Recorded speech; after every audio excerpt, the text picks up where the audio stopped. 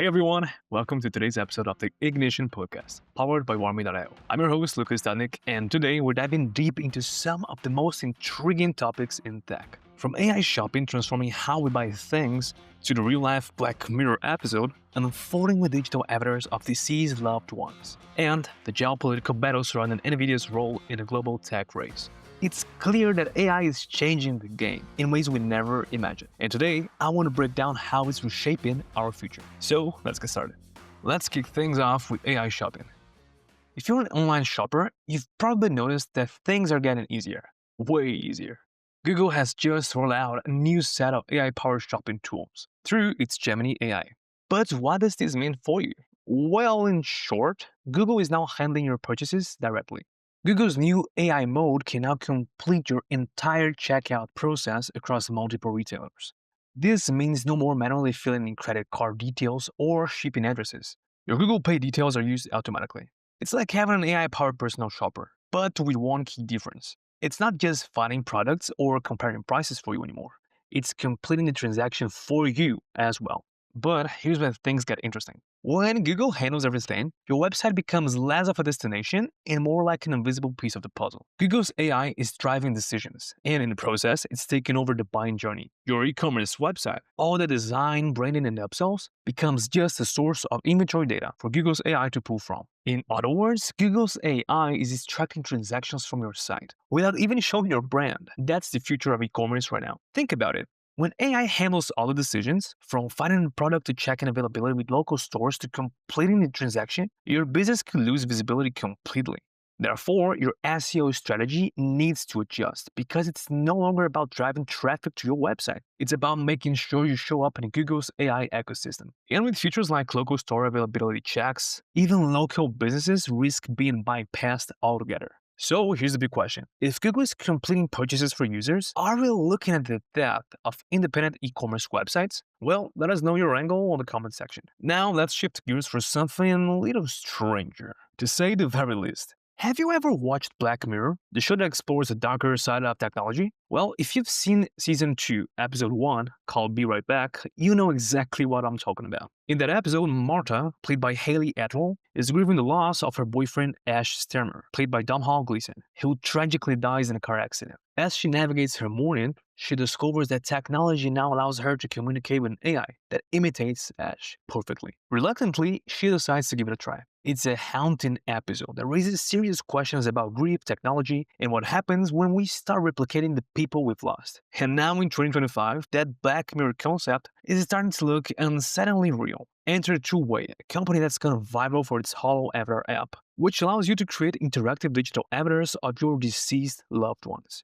Sounds like something out of the science fiction, right? In fact, that's why it's drawing comparisons to that Black Mirror episode I just told you about. And the backlash has already started. The app works by uploading pictures, recordings, and the memories of a loved one who's passed away to create a fully interactive avatar. In one promotional video, a pregnant woman speaks to an avatar of her late mother. 10 months later, we see that same avatar reading bedtime stories to her child. Now, the child grows, and so does the interaction with the digital grandma. It's like having a digital version of your loved one that never ages, never leaves, and is there to share experiences with you. Now, this idea has triggered some pretty intense reactions.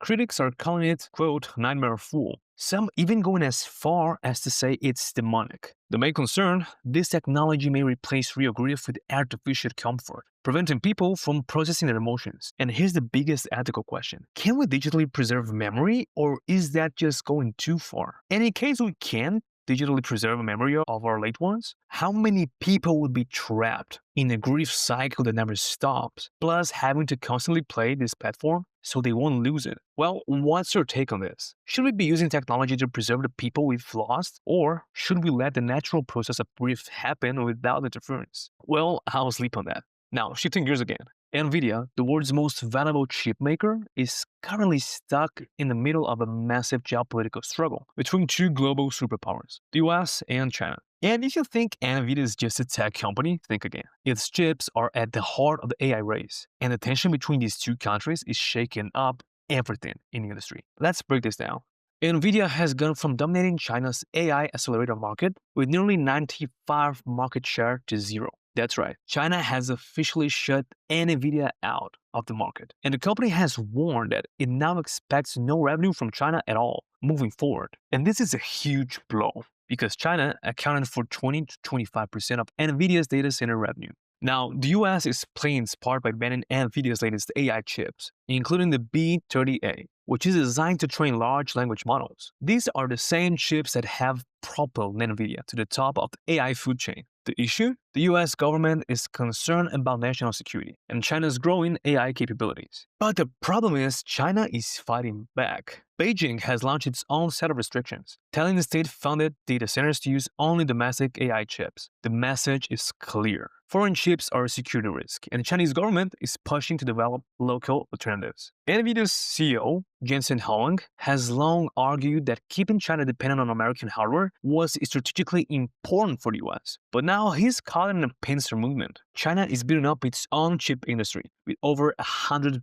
billion in state funding, while the US keeps tightening the news on Nvidia's market access. This is a technology arms race in the making, and Nvidia is right in the middle of it. So where does this leave Nvidia? Can it survive in an increasingly polarized tech world? And what happens when tech companies are forced to choose sides between the US and China? The answer seems to be unfolding in real time. Well, what did we learn today? We talk about the AI shopping revolution that's making independent website less essential, the ethical dilemma of using AI to preserve deceased loved ones, and the geopolitical struggles Nvidia is facing in this tech Cold War. It's clear that AI and geopolitics are intertwined, and every company in the tech space needs to pay attention to these shifts. If you're in a business or just fascinated by the pace of change in the tech world, these are the conversations that will shape the future. The world is changing, but how we navigate it is up to us. Thanks for tuning in today's episode of the Ignition Podcast. If you enjoyed this, don't forget to subscribe and hit that bell so you're always in the loop with the latest insights. And hey, by the way, share this podcast episode with someone you know will love to know all the news on the tech, AI, power world. This was Lucas. Until next time, keep thinking big, and I'll see you in the next one. Take care, everyone.